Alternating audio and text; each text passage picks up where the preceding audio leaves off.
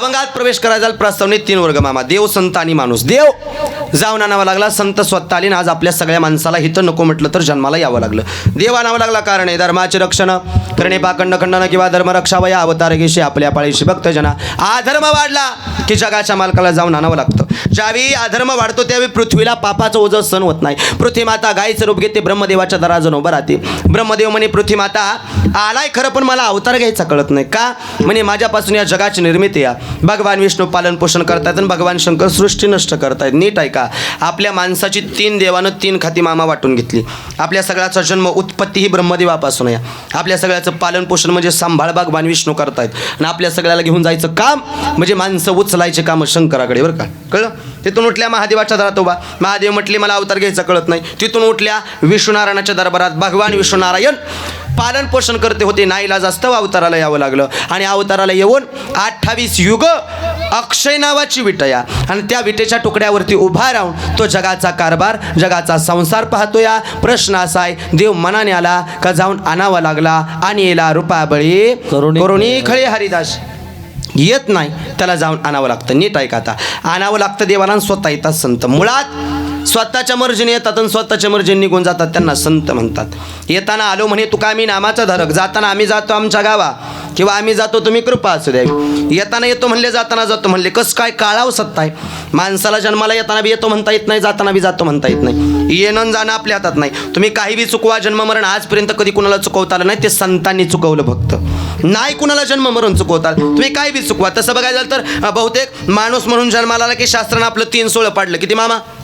3 सोहळं आहे माणसाचं. पहिला सोहळा असतोय जन्माचा, दुसरा सोहळा लग्नाचा आणि तिसरा सोहळा मरणाचा. किती झालं मामा. जन्माचा, लग्नाचा आणि मरणाचा. ह्या 3 एखादा सोहळा हुकीवता येतो बघा कांचा.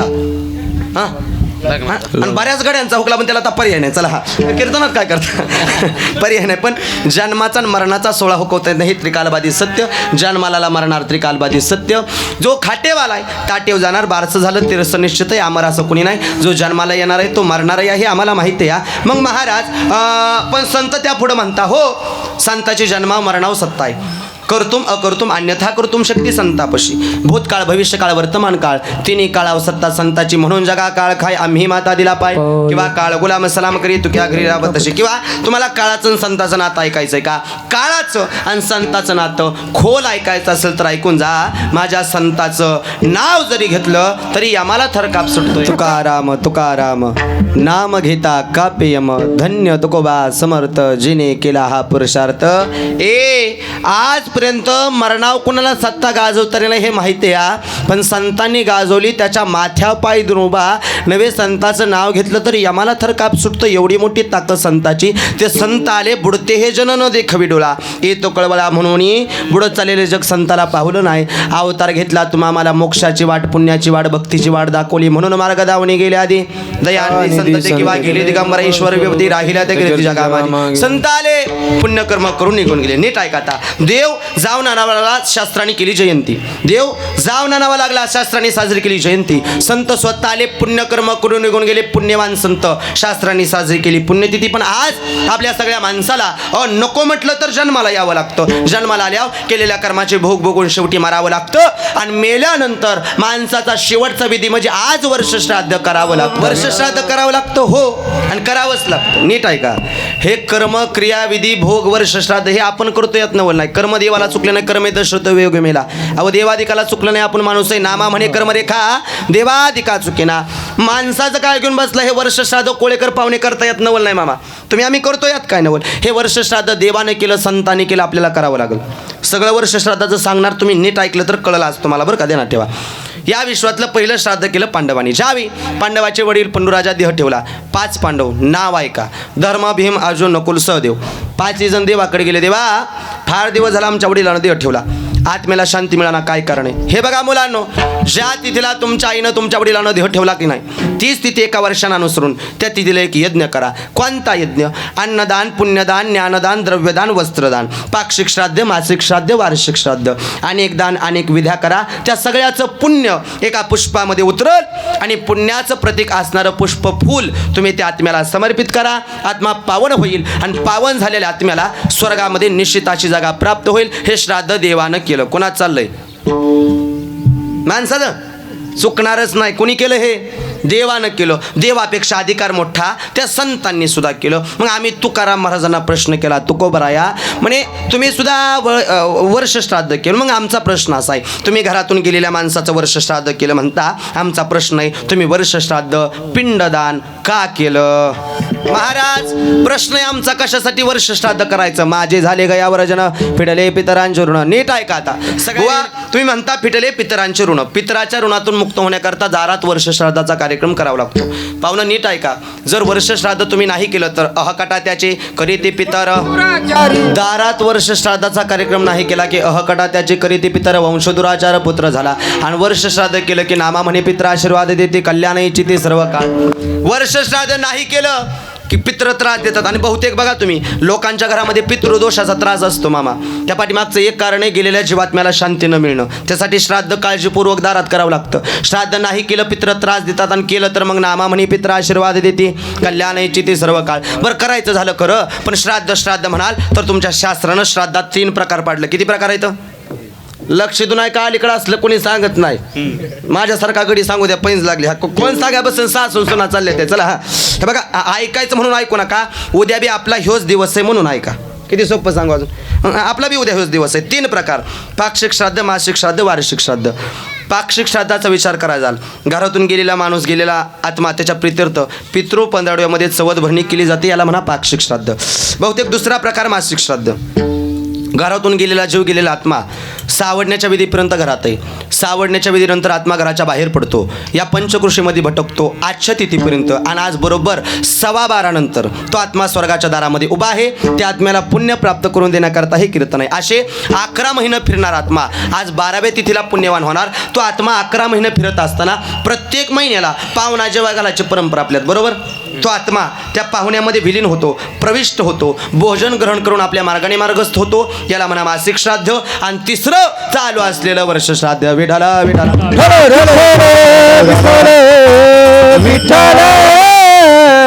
हे झालं वर्ष श्राद्ध. नीट आहे का? परत आठवण करून देतो. बरोबर 19 मिनिटं मी हे सांगत होतो. काय 3 वर्ग: देव, संत आणि माणूस. माणसाचं श्राद्ध का? बरं मी काय काय सांगितलं नीट आहे का? पहिलं कोणी केलं, आम्ही का करायचं? बरं देवाने का केलं, संतांनी का केलं, आम्ही का करायचं? केलं तर काय होतं, नाही केलं तर काय होतं, करावंच लागल का? त्यात प्रकार किती येतं? सुरुवातीला सगळं सांगितलं, परत म्हणायचं नाही कोळेकर पाहुण्याला काय काम नव्हतं गड्या. तावशेचा बुवा बोलावला. जाऊ द्या, कशाला पुढचा बोला, पाठच आहे तुमचा. काय मी पाया पडून सांगतो गड्या. मी त्यासाठी सुरुवातीला झोपीला सगळं सांगितलंय. आता प्रश्न असा आहे, वर्ष श्राद्धाला कीर्तन कशासाठी? नाही, कशाला वर्ष श्राद्धाला कीर्तन? तुम्ही सांगितलं वर्ष श्राद्धाचं चरित्र. प्रश्न आहे आमचा, वर्ष श्राद्धाला कीर्तन का? नीट आहे का? आता गावोगावी वर्ष श्राद्धाला कीर्तन होतात, त्या पाठीमागचं कारण या एकच कारण आहे. कीर्तन ठेवण्या पाठीमागचं एक कारण, जसा तो जीव गेला तसा उद्या आपला जीव जाणार आहे. सावध व्हा रे बाबा, हे सांगण्यासाठी कीर्तन. मग बुवा हे बघा, सावध करायचं म्हणजे नेमकं वर्ष श्राद्धाच्या कीर्तनात काय सांगायचं? आता तरी पुढे हाच उपदेश नका करुणा सयुष्याचा ऐका रे बाबा.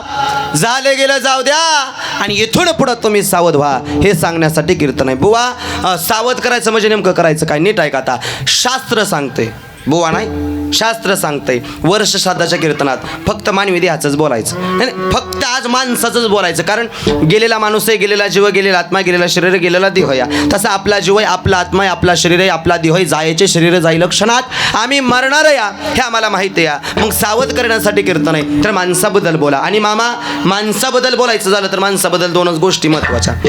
एक म्हणजे माणूस जन्माला आला, आणि दुसरी गोष्ट मरण पावला. आधी जन्म पाहू, मरण पाहू नंतर. जन्म जर बघायचा झाला, बहुतेक हा तुमचा आमचा जन्म अनमोल या.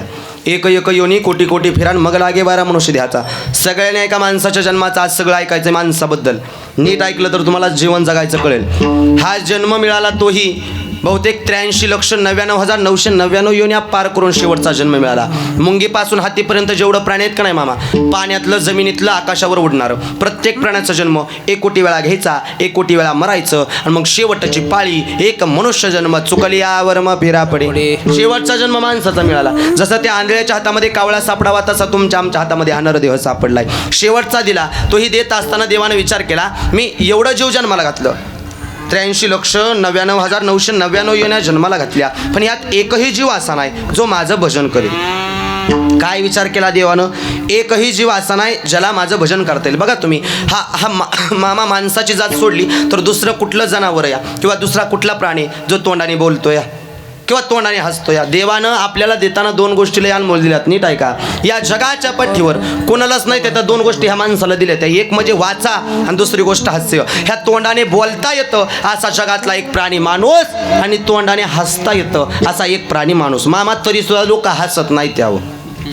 कीर्तनात आलं तरी गडी बुवाला सावडा आल्यासारखं बसतात. कर्ज का महाराजांनी फेडाव.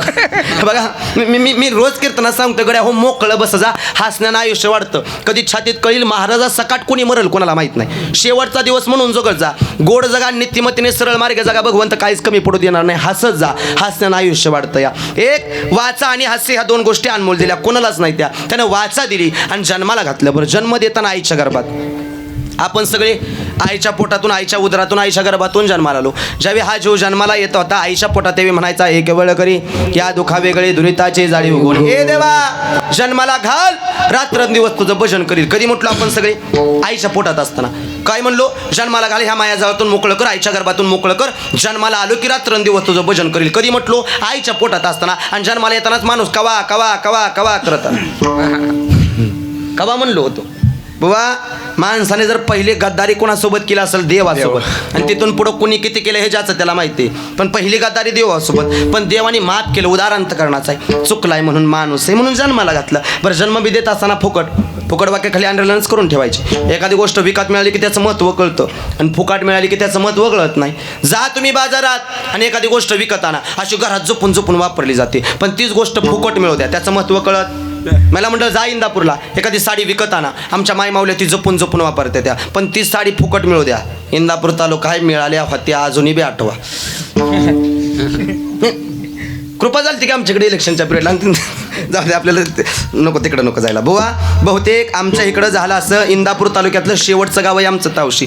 त्या इलेक्शनच्या पिरियडला पाठीमागच्या बहुतेक लय साड्या वाटल्या होत्या आमच्या इकडं, परपंचा भरून देतात त्या टायमाला. बुवा, ते नियमच आहे तो. बुवा, त्यामुळेच एवढ्या साड्या वाटल्या आमच्या इकडं. प्रत्येक माय माऊलीला एक एक साडी. झालं कसं, प्रत्येकाला एक एक साडी होती, पण माझ्या आईनं 5 साड्या घेतल्या एकटीलाच फुकाट. फुकट गावल्यावर आम्हाला किती घ्यावं ती कळत नाही. फुकट म्हणजे आता ते कोणाचं नाव घ्यायचं म्हणून माझ्या आईचं घेत नाही तर घरोघरी तेच होतं. काय करायचं, नावालाच एक बाय होती घरात, पण 5-5 साड्या होत्या. ते मामा झालं कसं, ते आमच्या आईला फुकाट मिळाल्या साड्या म्हणून ते झालं कसं, तिनं कुणाच्या आई रावली, कुणाच्या पोशागाव फिरवली, तिलाच कळलं नाही फुकाट मिळाली म्हणून. बरं, मला आता खरं सांगा महिला मंडळ, ती जर साडी माझ्या आईनं बिचारीनं बारामतीहून जाऊन विकत आणली असती तर अशी कुणाच्या बी पोशागाव फिरवली असती का?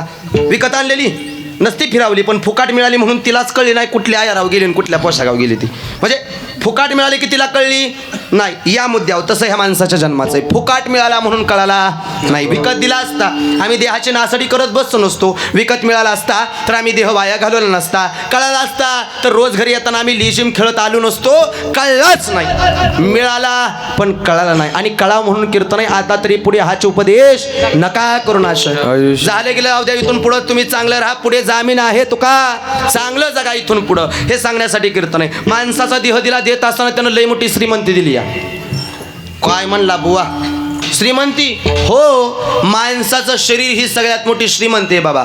अलीकडच्या काळात तुम्ही कुणाला श्रीमंत मला हे म्हणताही मला माहित नाही. आज सगळं शरीराचं ऐकायचं माणसाचं. श्रीमंत कुणाला म्हणता मला माहित नाही. लय मोठा बंगला, लय गाड्या, लय पैसा, लय जमीन, त्याला श्रीमंत म्हणू नका. तसली श्रीमंती कोरोनात जळून गेली. कोरोनात जळून गेली. मामा, तुम्ही जर पैशावाल्याला श्रीमंत म्हणत असता, माझं मत या पैसा असणारा कोरोनात मेलाच नसता. नाही, जहागीरदार आहे की कशाला मराय पाहिजे होता. देताना लय मोठी श्रीमंती दिली. बुवा, श्रीमंती कशी म्हणता ऐका. पैसा असणाऱ्याला श्रीमंत म्हणू नका, धन असणाऱ्याला श्रीमंत म्हणू नका. बाबा, श्रीमंती 3 गोष्टीनं ओळखायची इथून पुढं. कशी? 3 गोष्टीनं श्रीमंती ओळखा. 1, ज्याचे आईबाप जिवंत आहे तो श्रीमंत. 2, देवानं दिलं यात समाधान मानून धरणी माईला टेकल्या टेकल्या डोळा लागतोय तो श्रीमंत. आणि 3, जो जिवंत या तो जगात सगळ्यात मोठा श्रीमंत. विठ्ठल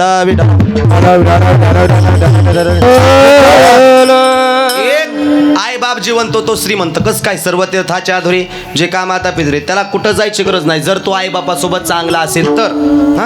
2, पाठ टेकल्या टेकल्या डोळा लागतोय तो लय श्रीमंत आहे. आणि 1 करा, माझं मत या, अख्खा दिवस तुम्ही काम करून संध्याकाळी गेल्यानंतर पाठ टेकल्या घरी गेला का नाही, अशी पाठ टेकल्या डोळा लागायला अख्खा दिवस इमानदारीनं जगावं लागतं, तेव्हा सुखानं झोप लागते. काय म्हणला बुवा? नाही मामा, पाठ टेकल्या झोप लागायला लय इमानदारीनं जगावं लागतं. याच्या त्याच्या माना मुरगुळून मामा कधी सुखानं झोप लागत नाही. मी पाया पडून सांगतो, श्रीमंत नाही आपण, लय मोठं श्रीमंत आहे, खाऊन पिऊन सुखे या. आणि तसं बघायचं झालं तर श्रीमंती गरीब असते आणि गरिबी श्रीमंत असते. श्रीमंत माणूस गरीब आणि गरीब माणूस श्रीमंत या. गरीबाला असं झोपल्या डोळा लागतो या. श्रीमंताला रातच्या 2 वाजता उठून झोपेच्या गोळ्या खाव्या लागतात तरी झोप लागत नाही. सुखानं खाऊन देत नाही श्रीमंती. बुवा लांब कशाला टाकले मामा. मी रोज एका जागीरदाराच्या दारात कीर्तन करणारा माणूस आहे. मध्ये मामा ते आम्ही दडस पाहुण्याच्यात कीर्तन केलं फलटण तालुक्यात. ते कीर्तन झालं शेजारी असं एक पाहुणे जेवाय बसले. बहुतेक माझा एक नियम आहे, कीर्तन झालं की मी त्या जागेवर जेवाय बसतो. खावं बघा मामा, तुम्हाला पटलं तर होय म्हणा, मला एक कळतं, आपल्याला त्यांचा पैसा चालतोय म्हणल्यावर आण बी चाललंच पाहिजे. काय म्हणला बाबा? अरे बघा, आपल्याला त्यांचा पैसा चालतोय म्हणले आण बी चाललं पाहिजे, हे माझा मत आहे. त्यामुळे मी कीर्तन झालं की जाग्यावर जेवाय बसतो. आणि ते जेवाय बसलो आणि शेजारी एक पाहुणे जेवाय बसले. बरं पाहुणा बी लय जागीरदार आहे तो आमचा बाबा. ते आमच्या प्रत्येकाच्या ताटाला गुलाबजामची पंगत, मस्त जेवण. आणि पाहुण्याच्या ताटामध्ये अशी भाजी भाकरी. म्हणलं मामा काऊ, सगळ्याच्या ताटाला जेवण चांगलं. आणि एक वाढण्याचा नियम आहे मामा, वाढाय जर घेतलं का नाही, प्रत्येकाच्या ताटाला प्रत्येक वस्तू किंवा प्रत्येक गोष्ट पुरली पाहिजे. सगळ्यापर्यंत लाडू आला आणि चुकून तुम्हाला लाडू वाढायचा राहिला तर वाढणाऱ्याला पाप, हे वाढण्याचं शास्त्र आहे. पाणी जरी कमी पडलं तरी मामा पाप आहे. मग मी म्हणलं मामा, हे सगळ्याच्या ताटाला एवढं चांगलं पंचपक्वान जेवण आणि तुमच्या ताटात बाजरी भाकरी अशी ज्वारी, असं का तुम्ही खाताय? ते म्हणले बुवा हे बघा झालंय असं, मी बी तुमच्यासारखं खाल्लं असतं पण मला हाय साखरेचा त्रास, घरी जळता जळना. आणि त्रास कशाचा? खाऊन देतोय का सुखानं? म्हणलं मामा काय होत नाही, बघा मी बसलोय तुमच्या शेजारी, काय होत नाही, तुम्ही खा, तुम्हाला काहीच होणार नाही. पाहुणं म्हणलं बुवा हे बघा मी खाईल पण पुढच्या वर्षी तुम्हाला यावं लागेल. देतोय का खाऊन सुखानं? त्यापेक्षा किती श्रीमंत लोक आहे आपण मामा, खाऊन पिऊन सुखे या. पाया पडून सांगतो, जो जिवंत आहे लय श्रीमंत या. हात नाही त्याला हात विसरा, पाय नाही त्याला पाय विसरा, डोळा नाही त्याला डोळा विसरा. सगळं दिलंय, जिथलं तिथे दिलंय. आहे तोपर्यंत चांगला वापर करा. जो जाग्यावर बसूनही माणूस त्याला विसरा. चालण्याचं बोलण्याचं महत्व काय? लय श्रीमंती दिली आपल्याला देवाने. आणि देत असताना लोक अलीकडच्या काळात म्हणतात देवाने आम्हाला काय दिलं काय दिलं. माझं जाहीर मत आहे, त्यांनी घरी जा आणि घरी जाऊन एकटं बसा. दिले इंद्रिय हात पाय कान. लोक म्हणतात देवाने आम्हाला काय दिलं, हित होता. घरी जा आणि घरी जाऊन एकटं बसा आणि मनाला प्रश्न करा. बुवा कीर्तनात सांगत होतो म्हणे देवानं लय दिलंय, पण नेमकं देवाने काय काय दिलं ऐकलं का? आता दिले इंद्रिय हात पाय कान डोळे मुख बोला या वचन. आणि पुढे जाऊन सांगितलं जेने तो जोडशी नारायण. ह्या सगळ्यापासून देवापाशी जा, ह्यासाठी सगळं दिलं या. आउट हात का मानव देह श्रीरामने तुझ दिया. आउट हात का मानव देह श्रीरामने तुझ दिया. अरे खाया पिया सुख से सोया ना जमाना खोया. खाया पिया सुख से सोया, खाया पिया सुख से सोया ना जमाना खोया. तू भज मन नारायण, भज मन नारायण, हे भज मन नारायण, भज मन नारायण. ऐका रे बाबा, तुम्हा मला देताना देवाने एवढा अनमोल देह दिला, गोमटा दिला, फुकट दिला. त्या पाठीमागं कारण आहे, कशासाठी देवाने दिला? आउट हात का मानव देह श्रीरामने तुझ दिया. आउट हात का मानव देह श्रीरामने तुझ दिया. खाया पिया सुख से सोया ना जमाना खोया. हा खाया पिया सुख से सोया, खाया पिया सुख से सोया ना जमाना खोया. तू भज मन नारायण, भज मन नारायण, तू भज मन नारायण, भज मन नारायण. यानं भजन कर कुणाचं? तू भज मन नारायण. आणि जेने तू जोडशी नारायण. म्हणजे हे सगळं दिलं कशा करता? जेने तू जोडशी. पुण्या सगळे जन्माला म्हणजे मरणार देह जाईल त्याची काळबा काहिले, किंवा जन्मा आले बाळ त्याची वाट पाहे. जन्माला मरणार, खाटेवाला ताटेव जाणार. बारचं झालं तेरचं निश्चित आमर असं कुणी नाही. सोडविना राजा देशीचा चौधरी आणि सोरी बली. देशीचा चौधरी म्हणजे देशाचा पंतप्रधान तिसऱ्यांदा कोण आहे सध्या? सांग म्हणाव तोच. कोण आहे? नरेंद्र मोदी. हा बहुतेक 2-3 वर्ष झालं त्यांची आई निघून गेली, बरोबर. मामा अख्खा भारत देश ताब्यामध्ये, बरोबर का नाही? अख्खा भारत देश. मग गेलेल्या आईचा आत्मा आणता नसता? नाही नाहीच पाहिजे होता. देश ताब्यात आहे की नाही आणताला? कारण सोडविना राजा देशीचा चौधरी. अनेक सोयरी भली म्हणजे त्यात हात जोडून चालणारी आली, छाती काढून चालणारी आली. कोणच मरणातून सोडवत नाही. माणूस म्हणतो का आमका तमका बिचारा दवाखान्यापर्यंत पोहोचला असता, वाचला असता. आहा डोक्यातनं काढा. आणि एक सांग का, डॉक्टर शेवटी काय म्हणतात माहिती आहे का, हे बघा होईल एवढं आम्ही केलं या, एकेकाळी पेशंट जागावू शकतोय, घरी घेऊन जा आणि एकावरच विश्वास ठेवा. कुणाव माणसासारखे गद्दार जात पाहुणं दुसरी कंचीच नाही. हा माणसाव नाही कुणाव, तू का म्हणे तुझा सोडविना कोणी, एका चक्र पाणी वाचून या किंवा अंतकाळीचा सोयरा, तू का म्हणे विठोदरा बास, त्या भगवंताशिवाय तारणारा मारणारा उद्धार करणारा दुसरा कोणी नाही. माणूस म्हणतो दवाखान्यापर्यंत बसलास. आणि एक डोक्यातून काढा आजपासून, डॉक्टर माणसं मरायची वाचवतात, डॉक्टर फक्त प्रयत्न करतात, वाचवत नाही बुवा. डॉक्टर शेवटी देवा विश्वास ठेवायला होतात. आणि त्यात बी मी एक सांगू का, जर तुमच्या घरातली माणसं डॉक्टरांनी मरायची वाचवली असते का नाही, तुम्ही देव घरातलं देव पाण्यात सोडला असं डॉक्टरचं फोटो पुजत बसला असता. काय मत आहे तुमचं? कोण देवाला, अरे वैद्यवाचं भीती जीवा तरी का कोण ध्याती देवा, देवाला किंमत राहिली नसती बुवा. आणि एक सांगू का, डॉक्टराच्या हातात मरण अजिबात नाही. डॉक्टराच्या हातात जर मरण असतं, आपल्या शेजारी माळशिरस तालुक्यातलं 4 डॉक्टर एका दिवशी मिळलं नसतं तुमच्या उजनी धरणात. अजून किती सोपं करून सांगू. हा कोणाच्या हातात आहे मरण? अजिबात नाही. मरणाव कोणाची सत्ता नाही. सोडवणारा, तारणारा, मारणारा, उद्धार करणारा तो या. त्याला शरण जावं लागलं, कारण देह काळाचा आहे बुवा. काळाला आम्ही एक ना एक दिवशी मारणार या. पण पुढे जाऊन तुम्ही धन कुबेराचं म्हणता, देवाला शरण जा, धन कुबेराचं आहे. धन म्हणजे काय? पैसाडका, दागदागिने, जमीन जमला, शेतीवाडी, बंगला, माडी, नोकर चाकर, सगळ्या गोष्टीला आम्ही धन म्हणतो. तुकाराम महाराज म्हणले ते तुमचं नाही, माझं म्हणू नका. अलीकडे आम्हाला ही सवय लागली माझं म्हणायची. तुकाराम महाराज म्हणले माझं अजिबात म्हणू नका, हे माझं ते माझं, हे मी कमवलं या, ते मी कमवलं या, आणि मग मी मेल्यावर मागं कसं व्हायचं तू मरून बघ. सगळं चालतंय मागं चांगलं. इंदिरा गांधी मेली तरी देश चाललाय. हा काय घेऊन बसला? पाया पडून सांगतो गड्या, तुम्ही किती जगला ह्याला किंमत नाही मामा, तुम्ही कसं जगला ह्याला लय किंमत आहे. तुम्ही किती कमवलं या ह्याला काडी मात्र किंमत नाही. ते कसं आणि कुठल्या मार्गाने कमवलं ह्याला किंमत आहे. आणि कमवलं पाहिजे. नीट आहे का? माझं एक मत असं या, जीवन जगताय माणसाचं तुम्ही कमवा, कमवलंच पाहिजे. पैसा धन दौलत भरपूर कमवा मामा. पैसा तर असा कमवायचा सटकून कमवायचा. सटकून कळतं का? हां भरपूर पैसा कमवायचा. बांगला असा बांधायचा टकले मामा, बघणाराची टोपी पडली पाहिजे. बस बांधलाच पाहिजे. पुरावा देऊ का धनवंता लागी, सर्व मान्यता पाहिजे. अलीकडच्या काळात पैशावाल्याला लय किंमत आली मामा. ज्याच्याकडे लय पैसा आहे का नाही, तो लबाड जरी असला तर दुनिया त्याला खरं म्हणते. कारण दुनियाच लबाडाच्या या, दुनिया लबाडाची. आणून देतो थांबावे जरा. दुनिया लबाडाची. बघा तुम्ही सध्याच्या काळात जो सरळ मार्गे नीतिमतीने जगतोय ते तरुण जाणार आहे. पाया पडून सांगतो, पैसा कमवला पाहिजे. हे झालंय कसं, अलीकडच्या काळात तुम्ही सगळे आता ही वर्ष श्राद्धाची कीर्तन ऐकणारी लोक, तुम्ही पैज लागली आपल्या ह्या गोष्टीवर, कुठल्या बी बुवाच्या कीर्तनात उभा राहा. आमच्या कीर्तनकाराची 2 वाक्याशिवाय वरी सरद पुरच होत नाहीत. 2च वाक्य फिक्स. हा पैज लागली. पहिलं वाक्य कीर्तनकाराचं, तुम्ही जन्माला आला या, तुम्हाला एक ना एक दिवशी जायचं या. आणि दुसरं वाक्य कीर्तनकाराचं, मोकळ्याच हाताने आला आणि जाताना सुद्धा वरी सरादच पुरं होत नाही लागली पैज. हा ह्या वाक्याशिवाय कुणी बी येऊ द्या. चला 2 वाक्य कीर्तनकाराची. पहिलं वाक्य तुम्ही जन्माला आला या, एक ना एक दिवशी जायचं या. आणि दुसरं वाक्य कीर्तनकाराचं, मोकळ्याच हाताने आला आणि जाताना सुद्धा मोकळ्याच हाताने जाणार. मग गुलदगड बुवाला म्हणायचं, बुवा कोळेकर पाहुण्याच्यात कीर्तनाला येताना तुम्ही बघा तावशीवरनं मोकळ्या हाताने आला. मग आता कीर्तन करून जाताना एक बी बुवा जायचा ना, लिहून देतो. हा चला मी पाया पडून सांगतो. हे बघा पैसा मेल्यावर संगणं हे जगाला माहित आहे या, पण जगाय पुरता गरजेचा आहे, कमवला पाहिजे. पैसा भरपूर कमवा पण कसा, पैसा भरपूर कमवा पण कसा, जोडून या धन उत्तम व्यवहारे उदास विचारे वेच करी. चांगल्या मार्गाने कमवलेला पैसा नेहमी सुख देतो आणि वाईट मार्गाने कमवलेला पैसा तात्पुरतं सुख देतो, आयुष्यभर भरपूर दुःख देतो. म्हणून चांगल्या मार्गाने कमवा. कमवत असताना ह्या जीवाव देवाची सत्ता हे विसरू नका. त्याला आवडतं ते बी कमवा. प्रश्न असा आहे त्याच्या मनात आला होतो काय बी करतोय, मग त्याला आवडतं काय? पहिली गोष्ट कर्म, दुसरी गोष्ट पुण्य. पहिली गोष्ट देवाला कर्म आवडतं. माणसाचं आयुष्य मिळालेलं शेवटचं, याच्या आधी हा जन्म मिळाला नाही, इथून पुढं कधी मिळणार नाही. कर्म चांगलं ठेवा. माणूस कर्माने बांधलाय. कर्माची व्याख्या नीट ऐका मामा. कर्म कमवायचं म्हणजे काय करायचं हो? नीतिमतीने जगा, प्रामाणिकपणाने जगा, इमानदारीने जगा.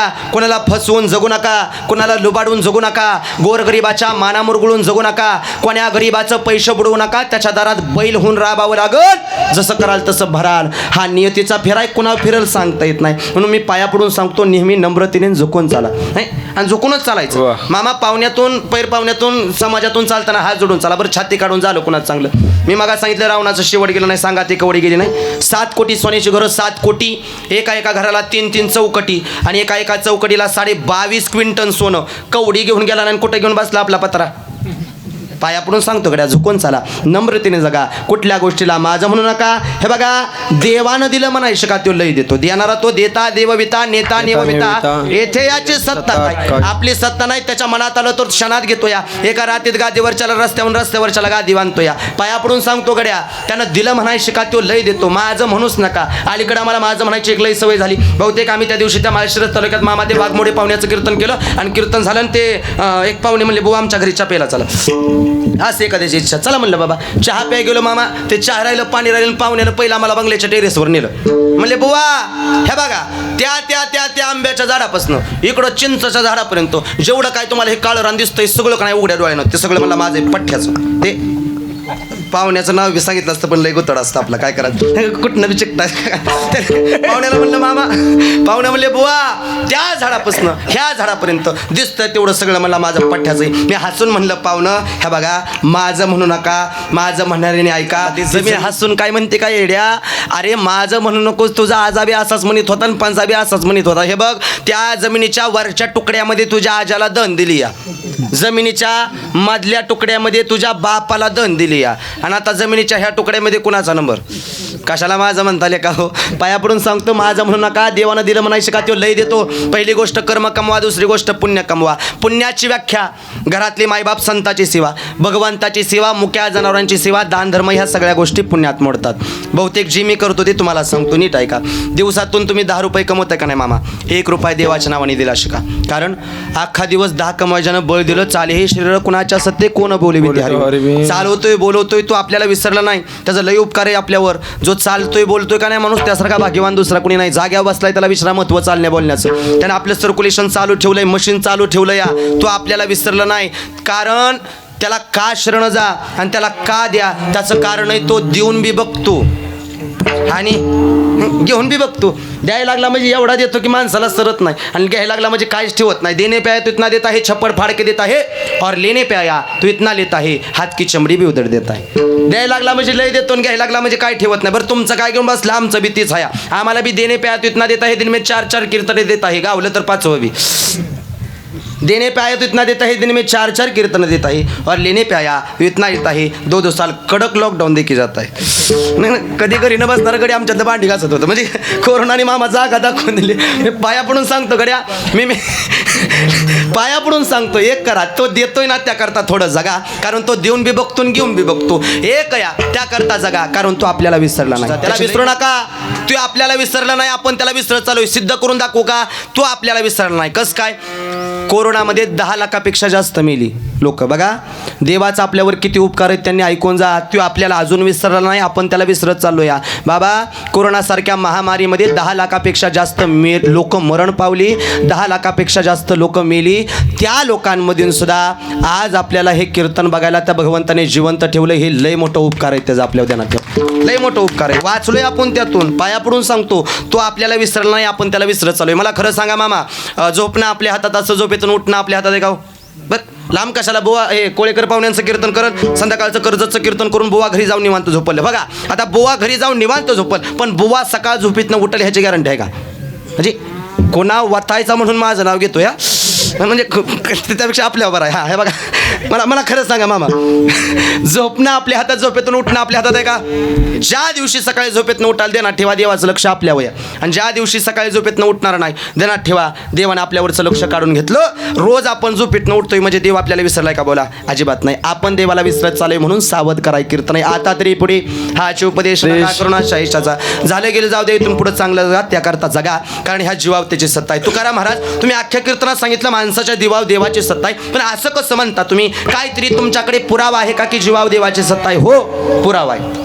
संतांनी अभंग कधी असं उगं लिहिलं नाही बरं का. ज्ञानोबराय, तुकोबराय, नाथ बाबा, नामदेवराय, तुम्ही कुठलं बी संत घ्या, संताचा अभंग उगच रचलं नाही. त्या काय व्हॉट्सअपच्या कविता नाही सुचल्या म्हणून रचल्या. तुकाराम महाराजांचा अभंग उगं लिहिलं नाही तुकोबरायांनी. बहुतेक तुकाराम महाराज अभंग सुचवायचे, संताची जगणारी तो अभंग लिहायची. एक अभंग लिहिला जायचा टकले मामान, रुपया एवढं नाणं गरम केलं जायचं, आणि ते गरम नाणं जिभेवर ठेवायचं. तुकाराम महाराजांनी जिभेवर नाणं ठेवल्या ठेवल्या नाण्याचा दाह शांत झाला, तर तोच अभंग गाथेत लिहिला जायचा. 4092 अभंग गाथ्यामध्ये. तुकाराम महाराजांच्या एका अभंगावर माझ्यासारखा पापी आयुष्यभर जगतो या. त्या तुकाराम महाराजाला किती त्रास झाला असेल विचार करा. सोपं नाही संत होणं, तुका म्हणे संत सोशी जगाचे आघात. तुकाराम महाराजांनी अभंग उगं लिहिला नाही, काहीतरी घडलं, काहीतरी झालं, काहीतरी ऐकलं, काहीतरी पाहिलं, काहीतरी पूर्वपीठिका आहे म्हणून संतांनी अभंग लिहिलं. कुठलाच अभंग उग म्हणून तुकाराम महाराजांनी लिहिला नाही. उगा अलीकडे म्हणते ते सुंदर ते म्हणजे माणसं गोळा करायचा अभंग आहे. बघा आता माणसं गोळा करायला अभंग लिहिला ऐका काहीतरी कारण आहे म्हणून अभंग लिहिला. बरं, आज आले देवाच्या मनात येथे कोणाची चालेना. तुम्ही म्हणता ह्या जीवा माणसाच्या जीवावर देवाची सत्ता. कस काय म्हणता? काय झालं असं. जगद्गुरु तुकाराम महाराज, त्यांची पत्नी जिजा आणि तिचं माहेर पुण्याचा आबापंत गुळवे जहागीरदार. आणि तुकाराम महाराज बी काय गरीब नव्हते बरं का, नीट ऐका. संत तुकाराम महाराजांच्या घरी 527 एकर जमीन होती आणि 25 बैलगाड्या भरून इंद्रायणीच्या डोहामध्ये कर्जाच्या वह्या बुडवल्या आणि अनेक गोरगरिबांना कर्जमुक्त करणारं जगातलं पहिलं सरकार म्हणजे जगद्गुरु तुकाराम महाराज देणार.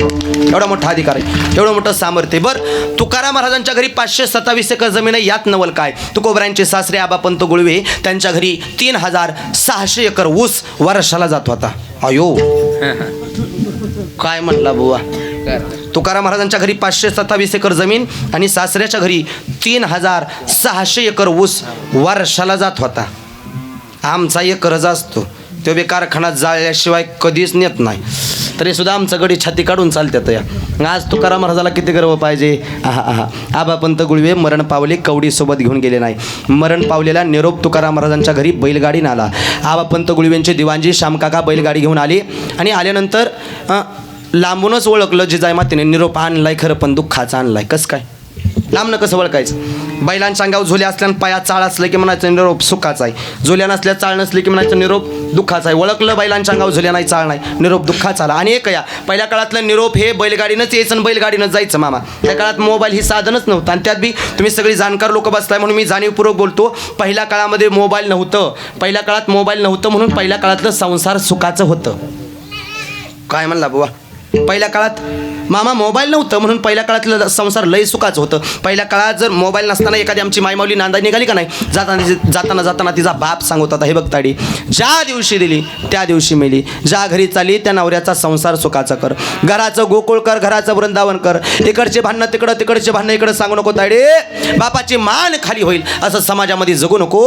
दिल्या घरी सुखीरा असं जाताना आमचा बाप सांगत होता. मामा झालं असं ते अलीकडच्या मोबाईलच्या जमान्यामध्ये झालं असं. आमची लेकरं नांदाय गेली की नाही, दुसऱ्या दिवशी आमची आई फोन करीत, तायडे हे बघ माणसं कशी आहेत बघ, घरदार तुला आवडला असेल तर बघ, सगळ्यासोबत चांगलं वाटत असेल तर बघ, हे बघ आपलं तुला पटलं तर बघ, जमलं तर बघ, नाही तर आपलं दुसऱ्या दिवशी पाहुण्याला घ्या. आणि 50% संसार आमच्या आईने मोडले. ते महिला मंडळ एक आईचं वर्ष श्राद्ध मी पाया पडून सांगतो तुम्हाला. कीर्तनात बसलाय तुम्ही, आपल्या लेकीला शिकवताना फक्त एवढं शिकवा, हे बघ ताडी परक्याचं धन आहे, पाखरासारखं उडून जाची लेक ना एक दिवशी पाया पडते बाई तुझ्या. गेलीच कोणाच्या तरी दारात, ए लेके गेलीच कोणाच्या दारात तर बापाची मान खाली होईल असं समाजामध्ये जगू नको. गेलीच कोणाच्या दारात तर कुणाचं तरी घर फोडणारी होण्यापेक्षा कुणाचं तरी घर जोडणारी हो, एवढंच लेकीला शिकवा बास. बाकी काय शिकवायची गरज. अहो एवढं जरी शिकवलं तरी लेकराच्या आयुष्याचं कल्याण होतंय. काय दुसरं शिकवायची गरज आहे. त्या काळात मोबाईल नव्हते मामा. बैलगाडीने निरोप आला. आबापंत गुळवेंचे दिवाणजी श्यामकाका बैलगाडी घेऊन आली. जिजाई माता बैलगाडीमध्ये बसल्या आणि श्यामकाकाला विचारायचं, काका तुमच्या डोळ्यात पाणी आहे, नेमकं झालंय काय. नाही म्हणे आबापंत गुळवे जरा आजार आहेत, घरातला माणूस मरण पावलाय, रक्ताच्या नात्याला अचानक सांगायचं नाही. मग तुमच्या डोळ्यात पाणी नाही म्हणे, गाडी चालवून त्रास झाला म्हणून डोळ्यात पाणी. बहुतेक गाडी पुण्यापर्यंत पोहोचली आणि पुण्यात गेल्यानंतर त्या वाड्याच्या पुढं गाडी उभा या, गाडीतून खाली उतरल्या आणि 4-2 मायमावल्यांनी तोंडाला पदर लावलेला पाहिला.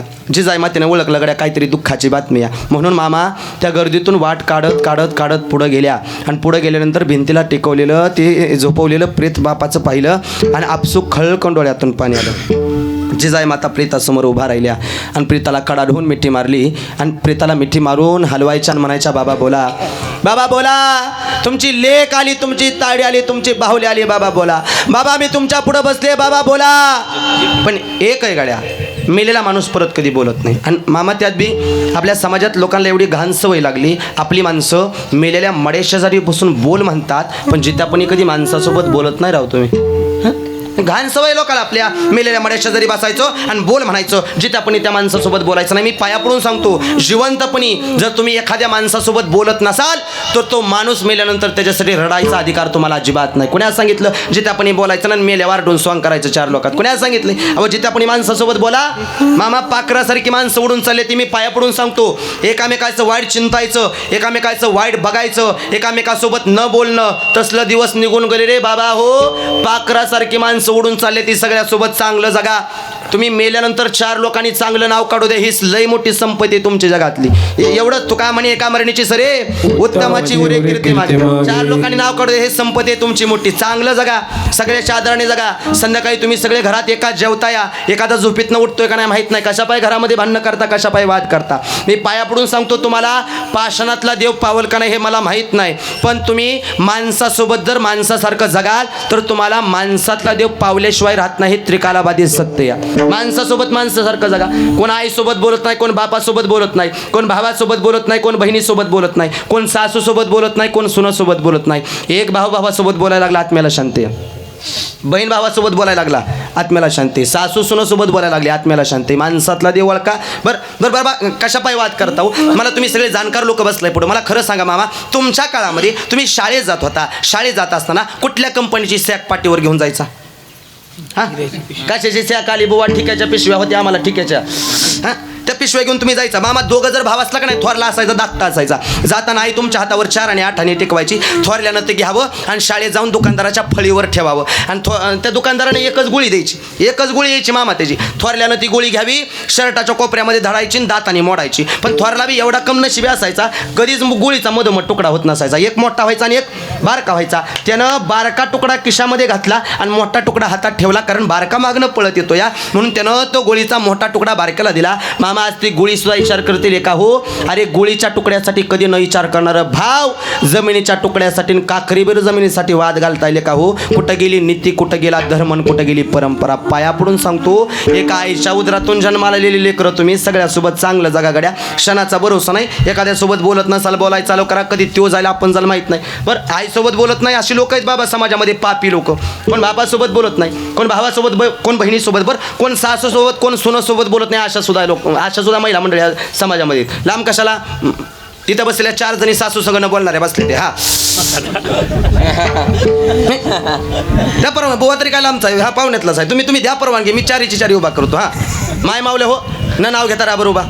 तो काय एक बिचारी उभा राहिली. हा बघ सगळ्या माग बघायला लागल्या. तसलंच आहे मामा आमचं, आम्हाला नाही दुसऱ्याचं म्हणलं की लय बघू वाटतं. मला पाहुणं खरं सांगा गड्या, आपल्या घरातली लाईट गेल्यावर आपण काय करतो? पहिल्यांदा दिवा लावतो. चांगलं दिवा लावलं असतं की आम्ही.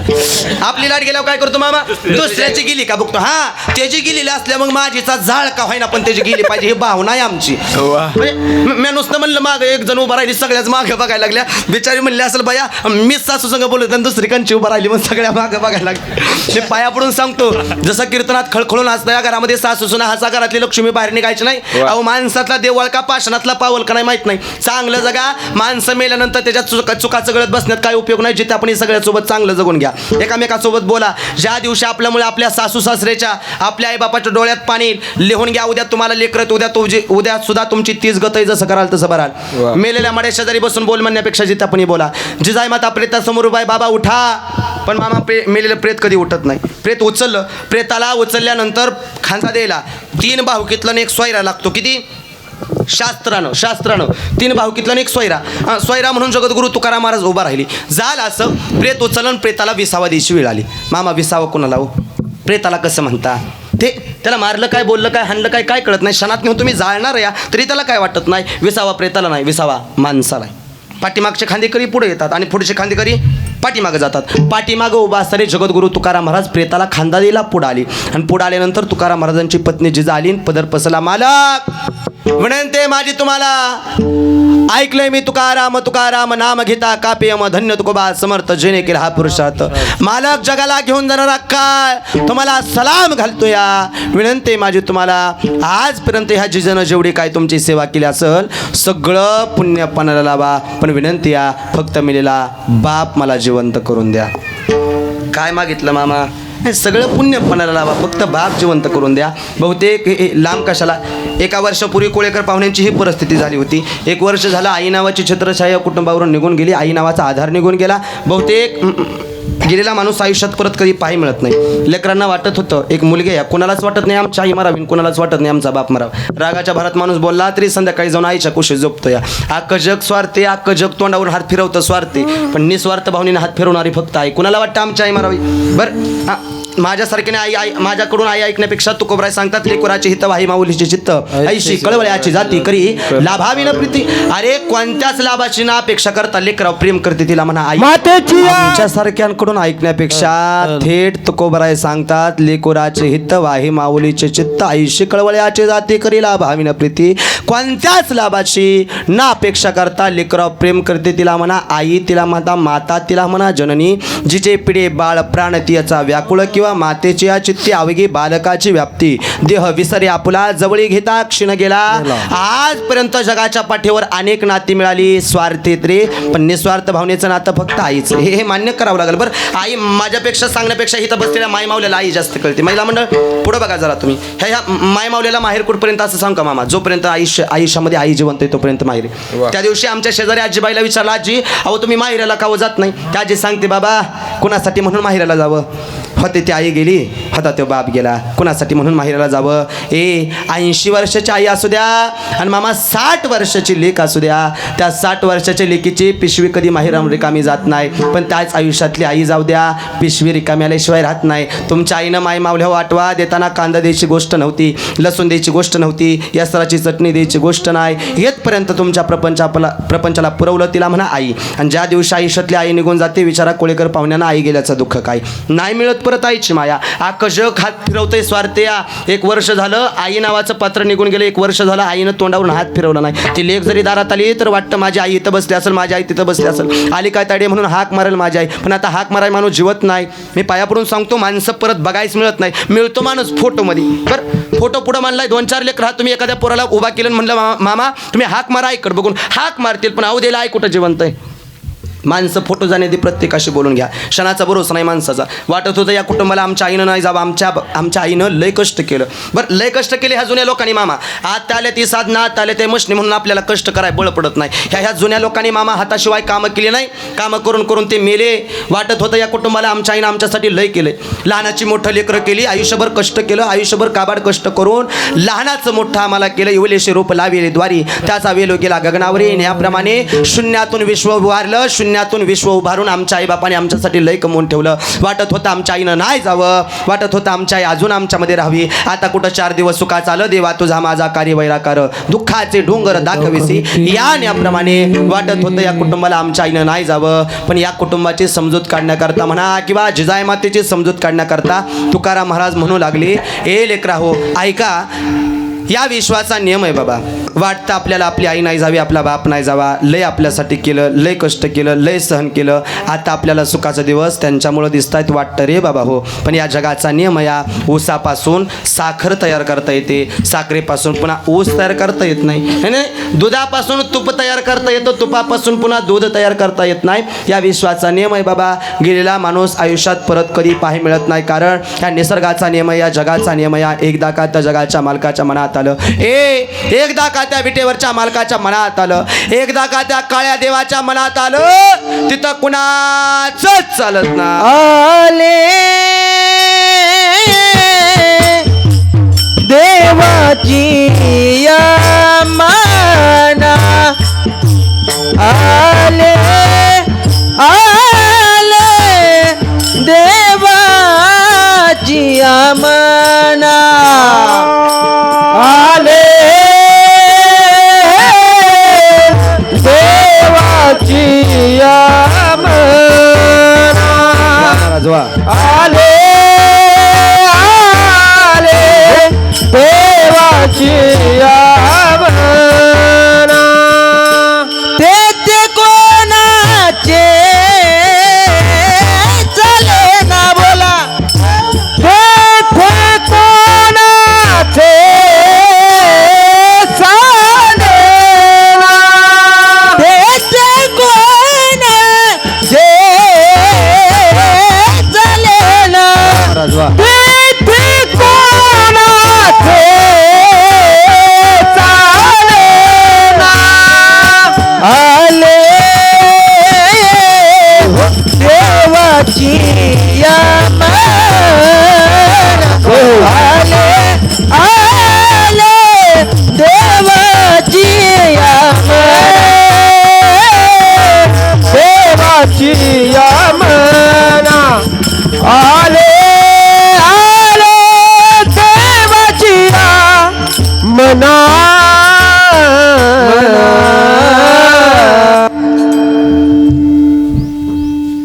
आले देवाच्या मना तिथी कोणाची चालेना. तुकोबराय सांगू लागले बाबा ऐका, वाटतं आपल्याला आपली आई नाही जावी, पण जगाचा नियम या निसर्गाचा नियम आहे. त्या जगाच्या मालकाच्या मनात आल्यावर तिथं कोणाचं चालत नाही. बुवा मारतोय तारतोय यात नवल काय. हरिश्चंद्र नावाचा राजा त्यानं हातामध्ये कोटरा घेऊन उठवला, जो सोन्याच्या पलंगावर झोपत होता. पांडवाच्या बाजूनं जरी देव होता, पांडवांनी देवाला राज्य मागितलं होतं, अख्खं राज्य दिलं, पण आयुष्य मागितलं त्यानं एका क्षणाचं सुद्धा आयुष्य दिलं नाही. उलट पांडवाचा सहकारी गेले राज्याहून दुरी. मग महाराज सगळ्या गोष्टी त्याच्या मनात, सगळ्या गोष्टी त्याच्या हातात. आमच्या घरातला माणूस तो घेऊन जातो या, मग आम्ही काय करायचं? त्या माणसाच्या जाग्यावर पाहायचं कोणाला?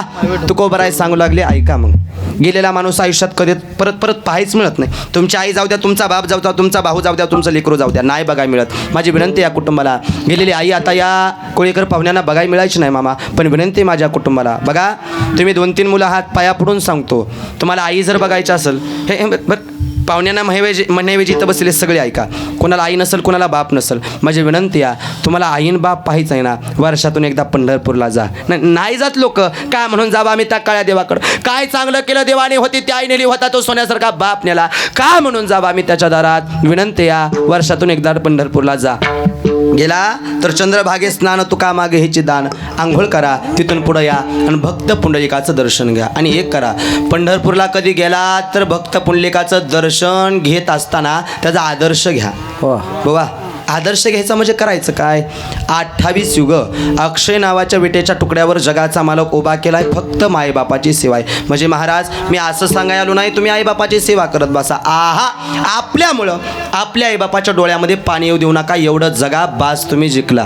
एवढंच करा, आपल्यामुळे डोळ्यात पाणी येऊ देऊ नका. एक करा, ज्या दिवशी आपल्यामुळे आपल्या आईबापाच्या डोळ्यात पाणी येईल, ज्या दिवशी महिला मंडळ आपल्यामुळे आपल्या सासू सासरेच्या डोळ्यात पाणी येईल, वाक्य लिहून घ्या. उद्या तुम्हाला लेकर आहेत, उद्या तुमची 30 गत या, जसं कराल तसं भराल.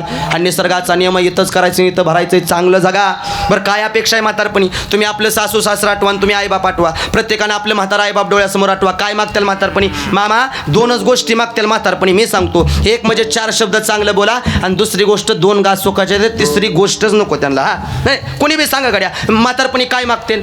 4 शब्द चांगलं बोला आणि 2 घास सुखाचे द्या, तिसरी गोष्ट काय नको त्यांना? धन दौलत नको त्यांना, तुमचा पैसा नको त्यांना, 4 शब्द चांगलं बोला बास. ही श्रीमंती त्यांची, त्यांना आपल्यासाठीच कमवून ठेवलंय.